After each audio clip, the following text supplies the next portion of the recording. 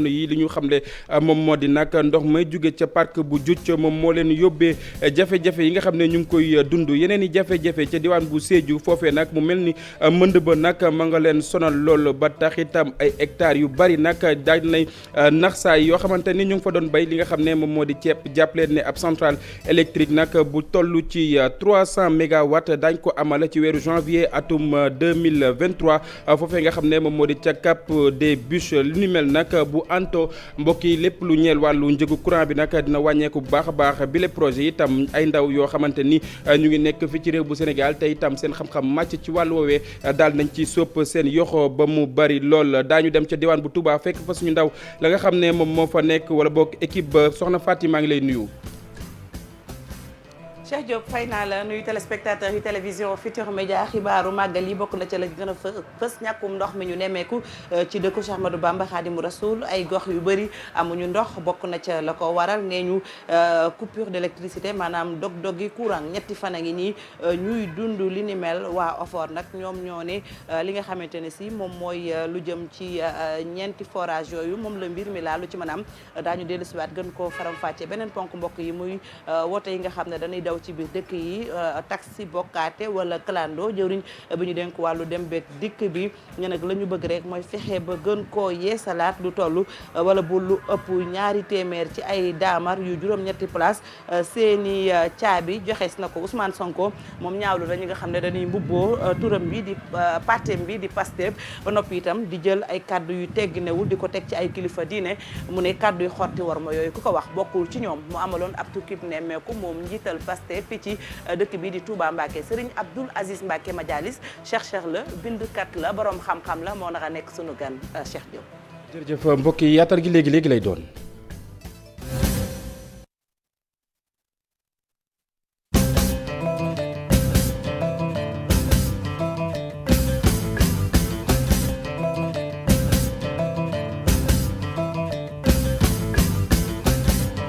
jërë ngeen jëf mbokk téléspectateur yu télévision Futurs Médias dal leen ak jàmm ci xibaaru marax yi li ci gën a fës te ñu nam ko jukkee dina bokk ca Tébi Tigéet xam ngeen na ca commune bu Jama la nekk ca Ndar Géej foofee nag askan wa nelawatuñu ba yandoor ndaw ya amatuñu xëy bokk na ci li ko waral nag di ndox ma nga xam ne moom moo wër woowu la dëkk askan wa nga xam ne ñoom ñoo fa yeewoo itam jàpp ne rek ndox may jóge ca parc bu Djoudj moom moo leen di jural yooyu le loraange ñu dem ca diwaan bu Ndar Géej fekk fa suñu ndaw la nga xam ne moom moo ñu fa toogal Ousseynou Diop ak Habib Seck ci reportage. askan wi nekk ci Tébi Tigéet daal di mer ba futtu jëmale ko ci waa parc bi nekk ci Djoudj ñoom nag jàpp nañu ni ndox mi nga xamante ni jamono jile moo ñëw seen i kër yi ñoom ñoo ko waral muy ndox moo xamante ni tax na léegi jafe-jafe la ñu am courant yi coupé waaye tamit dem ci dëkk bi nekk lu jafe. fa lable nañ ba yàlla def na indi na circuit ci courant bi fi mu toll nii lampe tàkkatul télé tàkkatul kenn amatul foo toog suñuy jàkka daanu nañu ku fi feebar doo génn ku dee amuñu fun la suul. diggante route nationale bi ak Tébi Tigéet toll na ci juróom-ñaar fukki ci ay kilomètres ñoom nag nee nañu jamono jile jafe-jafe ba ñuy dund métti na seen i kër yi daanu na bërëb yi nga xamante ni itam fa lañu doon jullee kenn mënu fa egg. banque yu bare nag néeg yëpp gis ngeen néegu banque yëpp daanu nañ nit ñëpp a nga ne jonkan fale amuñu fu ñu fanaan amatuñu lenn loo xamante ni moom la ñoo def suñu dund yi ñu dund yaakaaroon yëpp pour dundee ko léegi yëpp tooy naan amatuñu lu ñu def amatuñu loo xamante ni moom la ñu bëgg moo tax ñu koy wan nii Sénégal. Tébi Tigéet jamono jii nga am ndox dafa jafe lool nga xewlu itam naka noonu la ko waral bokk na ci ndox mi nga xamante ni dafa war dëkk bi ñoom ñi nga xamante ne ñoo fi ne ñu ngay ñaan nguur gi mu daal dañ cey jàppale. saa bu ne mu bëndal nu rek yàq suñu lépp amatuñu ndox mu nu naan amatuñu ceeb bu nu lekk yëpp tooy nañu si ndox mi yàqu ngir ak parc. dara mënatuñ ko am Macky Sall ñoo ngi lay demandé nga ñëw jàppale ñu ndax ñun ay jeunes yoo xam nañ ne bëgg nañ liggéey trop ñun bëgg ñu sax nga ñuy yokk xaalis mais jàppale ñu rek. jamono ji nag li nga xamante ni moom la ñu gën a laaj mooy digue de protection bi nga xamante ni financé woon nañ ko toll ci 2 téeméer ci millions ñu nag boobu ba léegi ñu ngi xaar ñu daal di koy defar waaye koppar ya kenn xamul fu mu jaar. Ousseynou beneen askan woo xamante ni nag ndox mi sonal na leen lool bile yoon nag wàllu mbënd mi la di askan wa nga xam ne ñoom ñoo yeewoo ca diwaan bu Matam foofee itam ay njaboot yu bëri daal nañuy génn seen ay makkaan bokk na ci li ko waral ndox ma mënta dem mënta dikk ba tax itam jamono yi nguur bu Sénégal dugal na loxoom ci wàllu wi daal di fecc lu tolloog 2 téeméeri millions ci suñu ay koppar ngir dimbali yooyu la njaboot ca diwaan bu Matam Ali Bandel Niang pause ci wàllu taw wala sax nawet gi dafa jeex benn ay bés a ngi nii pepp ndoxu taw laalul suuf waaye ba fi mu ne wàññi nañu ay junni njaboot yi nga xam ni dañoo loru di ay sinistré yi nga xamante ni seen ay dëkkuwaay dafa daanu wala ndoxu taw bi wala ak ndoxu dex bi dañoo ñëw kon emporter lépp. tey ji tembe nag commencé nañu nooyi bu baax a baax gannaaw bi njàppale nguur gi daal di yembee ci diwaanu Matam. nit ñu bëri ñoo xamante ni seen bâtiment ñu ngi ko tabaxee woon ban am na ay bâtiment yu bëri yoo xam ne dañu wot moo tax chef de l'État bi mu décidé dégager ay moyens ngir ñëw jàppale ñi nga xamante ni ñoom ñoo am lor ci waame boobu dañu choisir fii ci biir région Matam mettre accent sur li ñuy wax ciment ak zinc ndaxte loolu mooy mën a dimbali ñi nga xamante ni ñoom ñoo am ay gàllankoor ñu mën a rapidement mën a reconstruire donc seen bâtiment. ci région de Matam donc jot nañu 808 tonnes de ciment ak ay paquet beurre de zinc yu toll ci junni ak téeméer bu loolu it weesoo bu ñu fàttali que service d'hygiène tamit am na lu ñu ko jagleel réceptionné nañ fa lu ëpp 4 tonnes li jëm ci ay produits d'hygiène te loolu dañ ko jagleel li nga xamante ni moom mooy désinfectisation ak désinsectisation. comme ça bu ñu demee ba sapeur pompier yi traité ba pare ñoom ñu mën a jaar ñoom tam ñu mën a def li ñu war a def. région de Matam dolleeku ñi nga xamante ni loolu moo fi nekkoon ginnaaw fukk ak juróom yooyu tamit am nañ ak yoon. nag sinistré yi ñu ngi seddu ci seen ndimbal googu. diwaan bu Sédhiou mbokk yi mënd ma ca Pakaaw foofee nag ku mayuwul nag jamono yi yenn ci ay hectares yu ceeb yenn ci ay hectares ngeen baal ma yoo xamante ni ceeb lañ fa bay dina naxsaay ba tax itam askan wa nga xam ne ñoom ñoo fa yeewoo jamono yi nag ñu ngi ci ak njàqare Bakary Konté ak Xaali Jàmme ci reportage. hectares yi bëri ci ceeb fu mu nekk nii nag ndox bi nangu na ko ci commune bu Diannaba 8 collectivités territoriales nekk fii ci diwaan bi ñu ngi ci ay jafe-jafe tar ndax inondation yi tax na ba ay téeméeri hectares ceeb fu mu nekk nii ñàkk nañ ko. suñu faro yi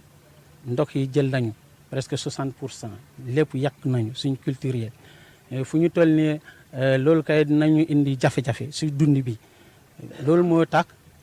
dañu wax si nguur mi. vraiment ñu dimbale population yi parce que am seen bâtiment yi tamit ñu daanu ren kay ndox mi bari nañu lool vraiment loolu dañu ñaan si gouvernement yi ñu bàyyi xel sama population yi parce que sona nañu ak ndox bi ëpp nañu ñaan si gouvernement yi ñu bàyyi xel sama population yi parce que ay 60% des rizières yëpp yàqu nañu. ak barrage antisel bu Diopkounda Makka ñi koy wooye barrage Aliou Souané nu mu yàqoo bés bu nekk dégâts yi dañuy gën a bëri fii ci diwaan bi mu nekk loo xamante ne dafa tiital askan bi. le barrage antisel de Diopkounda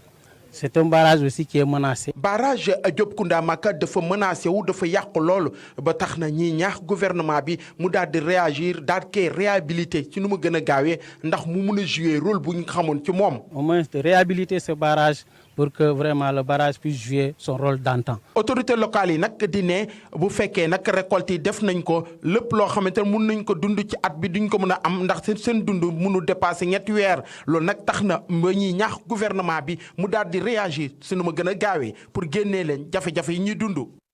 Bakary Konté li nga xam ne moom moo di ndox mi nag lor yi muy def rawatina nag lu ñeel wàllu jàngoro ngir muccal ci askan wa nga xam ne ñoom ñoo yeewoo ca jaxaay nag ñu daal di amal ab opération de désinfection nag loolee daal dañ koy lancé ñi def lu ni mel nag di ñi nga xam ne ñoom ñoo yor wàllu cet ga ca diwaan bu Tëngéej ca ñu teewlu major Mamadou Thiam Faye moom moo yoroon seen ak kaddu Ousseynou Thiam ak Ahmadou Bamba Samb ñoom ñoo ko taataan ñu teewlu. après ndox bi bari na te ndox yi bi ñu bari am na inondation ci kër yi démb la ma préfet département woo nee ma major il faut daay intervenir au niveau de Jaxaay unité 14 unité 9 mais malheureusement au niveau de unité 9 ndox mi ba léegi mu ngi ci biir kër yi seul unité 14 la ndox bi am kër yoo xam ne libéré nañ ko à peine 54 maisons yoo xam ne ndox mi bàyyi na ko moo taxoon tey ñu ñëw fii tey avec équipe bu sous-brigade d'hygiène de Rufisque pomper kër yi pomper désinfection mooy nu mu tudd doomi jàngoro yi yoo xam ne aussi ay feebaru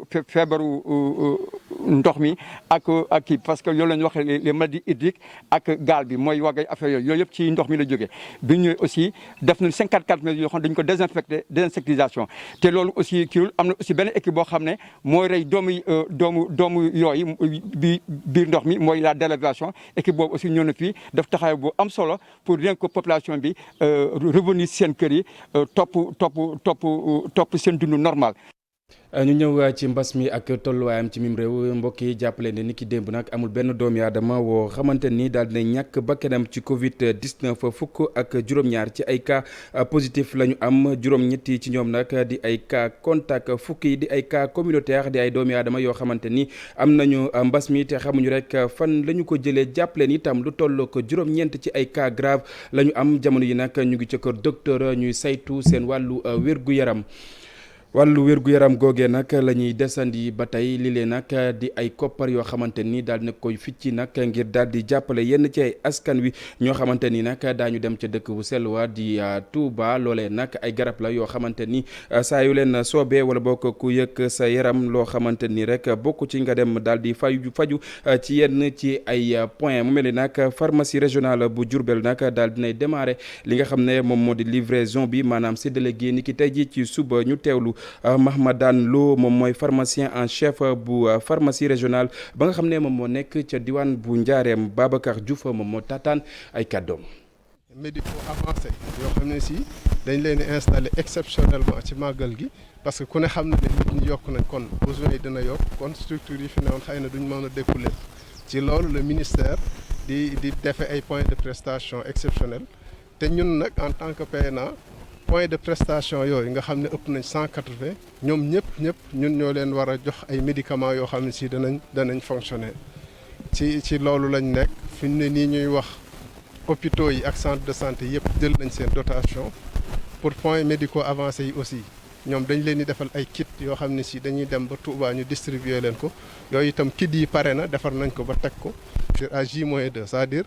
bu màggal gi desee ñaari fan rek dañoo war a dugg ci gratuité des soins yi kon ñun à J-3 ci après-midi bi war nañ lépp disponible te loolu yaakaar naa particularité ren bi nag mooy contexte Covid bi ñu nekk muy coronavirus bi nga xam ne si ñëw na bousculer vraiment habitude yi waaye ñun nag li ci suñu wàll rek mooy quel que soit contexte yi ñu adapté wu ba mën a répondre ci besoins yi nga xam ne si danañ ñu ko laaj ci loolu lépp luy tax nit ñi respecter li ñuy wax mesure barrière yi mooy ay masque ay gel hydroalcoolique renforcer nañ ko ci kit yi stock bi aussi. mbokk yi jàppaleen ne nag ca Thiénaba daañ fa amal li nga xam ne moom moo di gàmmu gi yooyu la kàddu ki ko biral di xalifa général Bafa bu ñu sukkandikoo ba tey ci Serigne Abdou Rahim Seck moom moomee nag di xam ne rek bépp matuwaay woo xamante ni war nañ ko jël ci jamonoy mbas mi daañ ko def ba mu mat sëkk ñu teewlu waxtaan wi nga xam ne sekkoon na ko ak suñu ndaw Cheikh Anta Diop ak Seylatir. Thiénaba ren jii de dinañu gàmmu di ay kàddu yoo xamante ni xalif général bu bees bi di Serigne Abdou Rahim Seck moom moo ko rotal ginnaaw jàkkaarloo bi mu doon amal ak taskatu xibaar yi. sant naa ñëpp. nee na sant na ñëpp. di ñaan yàlla. nee na sëriñ bi nee na mi ngi ñaan yàlla. fu taalibe nekk. fu ab taalibe nekk. ak mbokk moo xam ne. ak mbokk moo xam ni. déglu nanu. te man ko.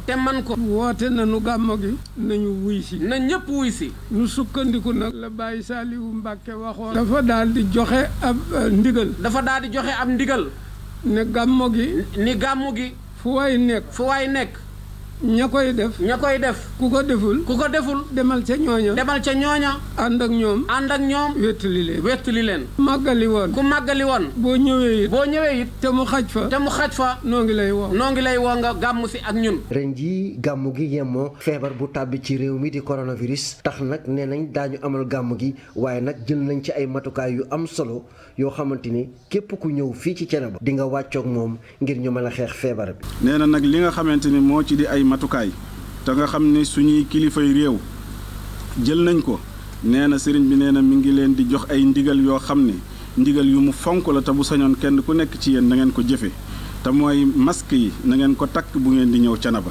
na ngeen fonk itam raxasu ak saabu na ngeen fonk itam mesure barrière yi te mooy di xaw a dandante nee na day loolu su ngeen ko defee na ngeen xam ne def ngeen lu mu bëgg te def ngeen ndigalam. Serigne Abdourahim Seck mi nga xamante ne moom mooy xalifa général bu Thiénaba moom nee na woo na njaboot gi yépp ñu nekk benn lépp loo xamante ne dinañ ko def fii ci Thiénaba dinañ ci waxtaan ak kilifa yi rawatina notable yi ak sëriñ si ba kàddu gi doon benn laataa ñu koy def. Cheikh Anta Mbass moom nga tudd ci wowle reportage xam na ne am na ay njeexital ci lépp lu soxal wàllu njàng mi ak njàngale mi ba tax itam kuréel wi tuddee seen bopp école debout dim xam na rek ne ñi nga xam ne ñoom ñoo di waajur yi war nañoo gunge bu baax a baax ndongo yi. Serigne Habib Sy moom mooy njiit bu boobule association dañuy teewlu ay kàddoom ci micro Fat Bintou Konté ak Amadou Ba. jàngoro bi daanu gi mu daanu ci biir école yi ba tax ñu tëj ko xale yi dematuñu jàngi xëy na bunt bi ñu leen ubbil mooy ñu toog seen kër ñu mën a dem ci télé yi xool télé yi jàng-jàng ñi mën a xool dem ci rajo yi déglu jàng-jàng ñi yàlla may ñu mën a am smartphone yi wala ordinateur yi wala tablette yi xëy na mën di connecté wu mën jàng xëy na mi du ñëpp a tolloo kattan pour mën li njàng mi laaj ci jumtuwaay laaj ko ci ñu lay taxawu ci wàllu xereñ du ñëpp am kattan boobu il faut que waajur yi soit à la hauteur faw ñu yëg ba tolloog li leen war. mbokk yi maa ngi leen ko doon junj bi ñuy door yi la jotaayu xibaar ab centrale électrique bu 300 mégawatts woo xamante ni dañ ko amal ci réew mi ci weeru janvier atum 2023 foofee nga xam ne moom moo di ca Cap des Biches boobule projet nag ay ndaw yoo xamante ni seen xam-xam màcc ni ci wàll wi dañ ci sopp seen i ay yoxo bu baax a baax privé nationaux itam li ñu daal di fecc ci ay koppar ngir boobule projet mën a antu toll na ci ñaar fukki milliards ci suñu ay koppar. teewlu ndaje woowee nga xam ne amaloon nañu ko tey Mohamed Samb ak Youssou Baro teewoon nañu ko. ci atum 2023 Sénégal dina am centrale électrique bu gën a mag fii ci sous-région bi ak puissance bu 300 mégawatts bi le projet nag lépp lu si investissement daanaka sax taxawal nañ ko ci lu gaaw. mooy centrale bu gën a rëy bu ñuy waaj a tabax fii ci Sénégal incha allah pour sénégalais yi te mooy centrale bu gën a moins cher te loolu yëpp. dañ ko négocier ci temps bu gàtt. centrale électrique bi nga xamante ne si dafay gën a wàññi njëg gi ci wàllu production bu Senelec nekk na loo xamante ne si ñu ko doxal ba taxawal ko moo di ay entreprise yu nekk fii ci réew mi loole nag ngir gën a mun a jëmmal xam-xamu sénégalais yi. en effet. liggéey bi ñuy amal nag dafay dëppoo ak gis-gisu njiitu réew mi. moo di rek lépp loo xamante ni aju na ci wàllum contenu local bi ñu mun ko jëmal bu baax ak entreprise yi fi nekk moo tax ay ndaw rek ñoo ko amal yoo xamante ni fii lañ nekk ci réew mi te ñiy yore kër yi ak entreprise yi dinañ ci gis seen bopp bu baax. c'est un projet je pense. bu njëkkaan liñ daan faral di gis moo di privé nationaux yi daanu ñu leen boole ci yenn projet yu mag yi mais bii dafay nekk ci loo xamante ni day tax rek ñoom ñu dugal ci seen loxo bu baax a baax te bu boobaa kenn ci ñoom. dootul taxaw di kaas ni commande publique bi boolewuñ ko ci. participer à la commande publique. lu toll ci 220 milliards de francs CFA moom la privé nationaux yi teg ci table bi ngir mën a wëyal liggéey bi la ci atum 2023 centrale électrique bi nga xamante ni nag dinañ ko amal fii ci réew mi bokk na li ko tax a jug moo di rek ñu wàññi njëgum courant bi fii ak atum 2022. jërëjëf Mohamed Samb cant ak ngërëm ñala la mbokk yi ñi nga xam ne nag ay baykat lañ ñoom ñooy sàkku rek ñu daal di yokk njëgug li nga xam ne moom moo di gerte gi bu ko defee ñu mën a am leen loo xamante ni rek dina mën a des seen ak gafaga bu ñu sukkandikoo ci coopérative pour la production des semences du bassin arachidier ka nga xam ne nag moom moo yor seen kaddu du yoo ci turu Mame Biram Diagne Boubacar Diassi wala boog Ibrahima Diamé ak Fally Gueye ñoom ñoo taataan yooyu le kaddu. zone bii ñu nekk xaw na jafe daaw lool ba nga xam ne ñu ngi amee bor ci crédit mutuel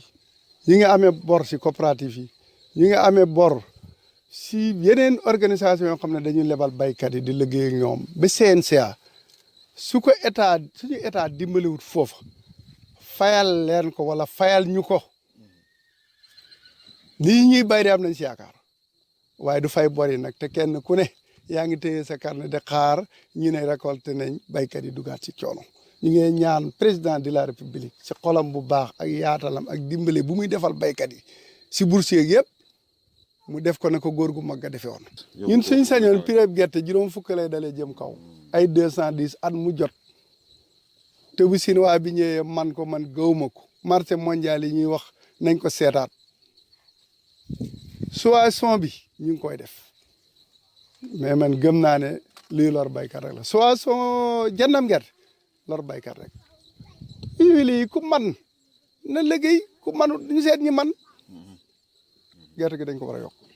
gis nga Alaaji Baraam sa kër ma jibeel